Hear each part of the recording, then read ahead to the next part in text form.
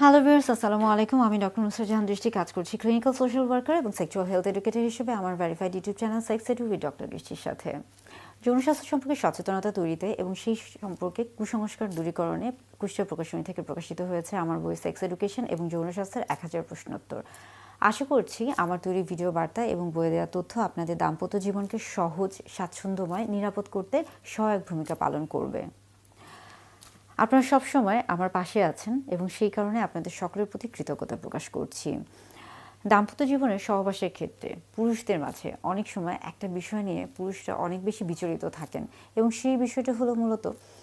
দ্বিতীয়বার সহবাসের ক্ষেত্রে কেন লিঙ্গ উত্থান হয় না বা কেন দেরি করে লিঙ্গ উত্থান হয়, কিংবা সেই সময় কেন বীর্যের পরিমাণ পাতলা হয়ে থাকে বা কম হয়ে থাকে। এই বিষয়টা নিয়ে অনেক পুরুষ বা বেশিরভাগ পুরুষই বিচলিত থাকেন এবং অনেক সময় তারা অনেক বেশি দুশ্চিন্তাগ্রস্ত হয়ে থাকেন। কিন্তু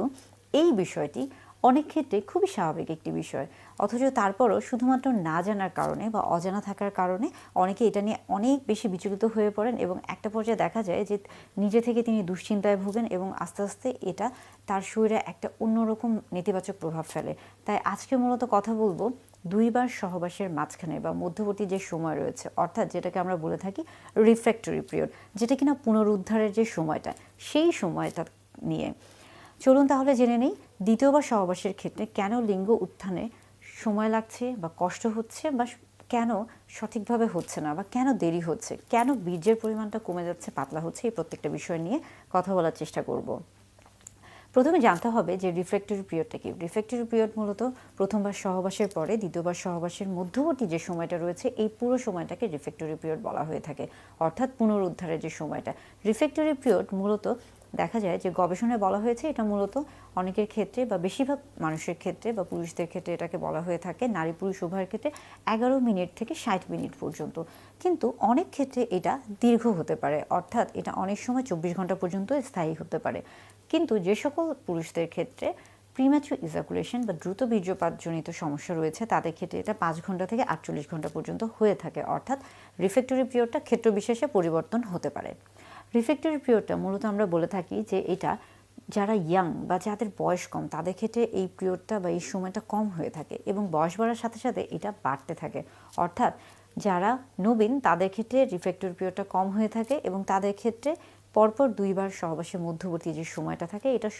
অল্প হয়ে থাকে এবং সেই ক্ষেত্রে তাদের লিঙ্গ উত্থানের সমস্যাটা কম দেখা দেয়। কিন্তু যাদের বয়স বেশি বা প্রবীণ তাদের ক্ষেত্রে দেখা যায় রিফ্র্যাক্টরি পিরিয়ডটা লম্বা হয়ে থাকে এবং সেই ক্ষেত্রে তাদের লিঙ্গ উত্থানজনিত যে বিষয়টা রয়েছে, সেই ক্ষেত্রে একবার সহবাসের পরে দ্বিতীয়বার যখন কেউ সহবাসে যাচ্ছে বা একাধিকবার যখন কেউ সহবাসে যাচ্ছে, তখন খুব সহজে তার লিঙ্গ উত্থান হচ্ছে না বা সেই ক্ষেত্রে সময় লাগছে। আবার অনেক সময় এই ক্ষেত্রে কিন্তু যে সিমেন্টটা তৈরি হচ্ছে সেটা, অর্থাৎ যে বীর্যটা তৈরি হচ্ছে সেটার পরিমাণটা কম হতে পারে, পাতলা হতে পারে। এটা খুবই স্বাভাবিক একটি বিষয়, এটা নিয়ে ঘাবড়ানোর কিছু নেই, এটা নিয়ে ভয় পাওয়ার কিছু নেই বা এটা নিয়ে বিচলিত হওয়ার কিছু নেই। তবে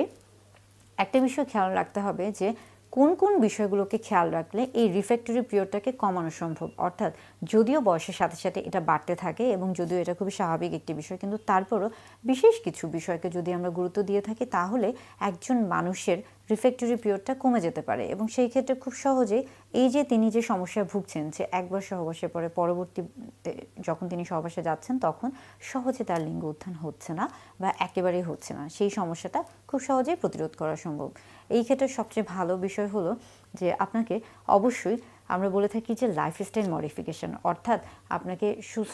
স্বাস্থ্যকর জীবনযাপন মেনে চলতে হবে, সুষম খাদ্য গ্রহণ করতে হবে, পর্যাপ্ত পরিমাণে পানি পান করতে হবে, সঠিক নিয়মে ঘুমাতে হবে, দুশ্চিন্তামুক্ত থাকতে হবে এবং খাদ্য নির্বাচনের ক্ষেত্রে অবশ্যই তাজা ফল, শাকসবজি, রঙিন শাকসবজি, ফলমূল, এই বিষয়গুলোকে প্রাধান্য দিতে হবে। অর্থাৎ রিফ্র্যাক্টরি পিরিয়ডকে আমরা চাইলেই কিন্তু এটাকে কমিয়ে আনতে পারি, সেই ক্ষেত্রে আমাদেরকে সচেতন হতে হবে, তাহলেই রিফ্র্যাক্টরি পিরিয়ডটা কম হবে এবং সেই ক্ষেত্রে এই যে একটা দুশ্চিন্তা বা এই যে একটা অস্বস্তিকর অবস্থা, এই অস্বস্তিকর অবস্থার মধ্যে কেউ পড়বে না।